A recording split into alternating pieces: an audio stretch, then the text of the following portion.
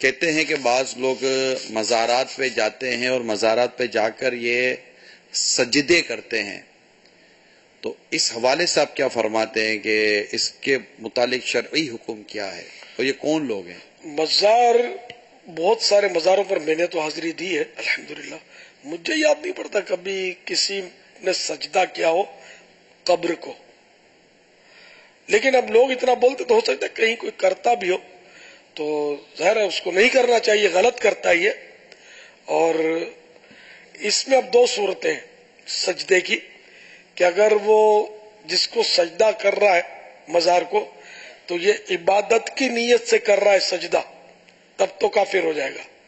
اور عبادت کی نیت سے نہیں کر رہا، ویسے ہی سجدہ کر رہا ہے، تو یہ سجدہ تعظیمی ہوتا ہے، یہ بھی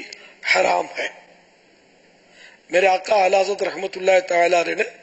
ایک رسالہ فتح رضویہ شریف میں حرمت تعظیم سجدہ، الزبدۃ الزکیہ، تو اس میں اس کی تفصیلات دی ہیں اور میں نے اس کا نچوڑ بتایا کہ عبادت کی نیت سے کرے گا مزار کو سجدہ تو کافر ہو جائے گا، اور اگر تعظیم کی نیت سے کرے گا تو حرام ہے، حرام کا مرتکب ہے، گناہ گار ہے، مگر اس کو کافر نہیں کہیں گے. اور اب اس کے دل میں کیا نیت ہے یہ کسی کو نہیں پتا، تو مسلمان سجدہ کر رہا مزار کو تو گھسیٹ کر خامہ خواہ اس کو کافر قرار دینا یہ بھی جائز نہیں ہے. تو یہ اس کو مطلب ہے کہ یہی سمجھا جائے گا کہ یہ تعظیم کا سجدہ کر رہا ہے اور گناہ گار ہو رہا ہے، تو جس سے بن پڑے وہ اس کو سمجھائے. اور کیا،